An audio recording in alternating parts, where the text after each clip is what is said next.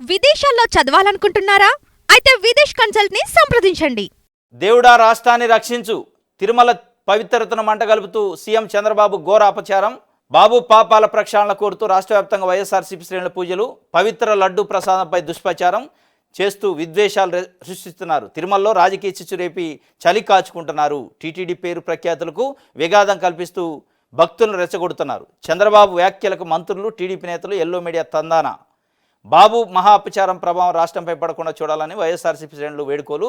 అనంతపురం మొదలు ఇచ్చాపురం వరకు హోమాలు, అభిషేకాలతో హోరెత్తిన ఆలయాలు. పెద్ద ఎత్తున పూజల్లో పాల్గొన్న ప్రజలు. స్వామి, చంద్రబాబు చేసిన పాపానికి ప్రాయశ్చిత్తంగా మేము మా ఊళ్ళోని మీ గుడిలో పూజలు చేస్తున్నాం.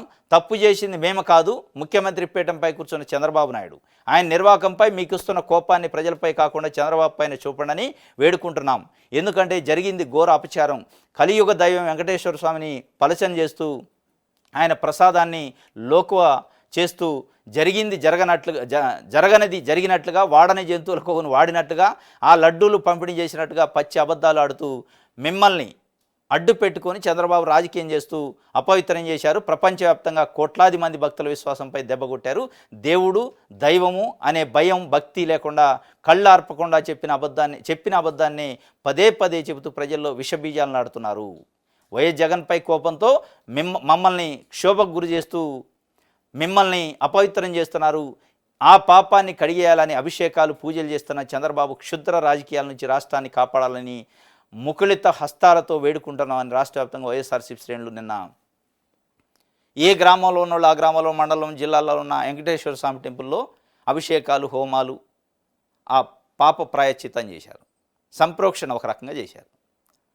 దేవుడా రాష్ట్రాన్ని రక్షించు, తిరుమల పవిత్రత పైన కావాలని జరగని కల్తీని జరిగినట్టు, జరగని అపచారాన్ని జరిగినట్టు రాద్ధాంతం చేసి దేవుడును కూడా రాజకీయం కోసం ఒక రకంగా ప్రచారానికి వాడుకున్న చంద్రబాబు నాయుడు గారు పైన మీరు ఏదైనా ఉంటే ఆ పాప ప్రాయశ్చిత్తం చూడడం తప్ప ప్రజలపైన, రాష్ట్రం పైన చూపొద్దు. అది ఆయన వ్యక్తిగత విషయం. కావాలనే స్వామివారి ప్రతిష్టను దిగజార్చాలని, తిరుమల తిరుపతి దేవస్థానం ప్రతిష్టని దిగజార్చాలని ఒక ప్రయత్నం చేసిండు. అది స్పష్టంగా కనపడుతుంది. బాబు పాపాల ప్రక్షాళన కోరుతూ రాష్ట్ర వ్యాప్తంగా వైఎస్ఆర్సీపీ శ్రేణులు పూజలు చేశారట. ఇంకొకటి వాళ్ళు చెబుతున్నారు స్పష్టంగా, ఈ పాపం కానీ, ఈ పాపానికి ఒడిగట్టింది కానీ చంద్రబాబు నాయుడు కాబట్టి దానికి సంబంధించిన పాపానికి ఏమైనా శిక్ష ఉంటే చంద్రబాబు నాయుడికి వేయండి తప్ప ప్రజలకి వేయొద్దు, ఈ రాష్ట్రానికి వేయొద్దు దయచేసి అని వాళ్ళు స్వామిని వేడుకున్నారు.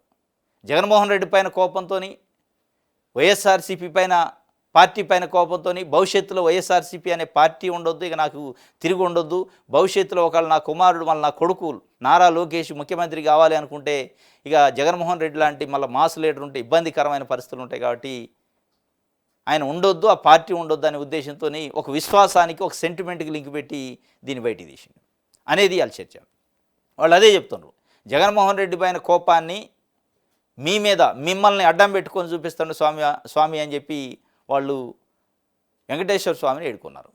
ఇది మొత్తాన్ని చూస్తే కూడా ఇది ఒక రాద్ధాంతం లెక్కన కనిపిస్తే, ఎక్కడా కూడా దీంట్లో కల్తీ జరిగింది అంటే ఇవాళ సిట్ వేశారు, సిట్ రంగంలోకి దిగిందని అంటున్నారు.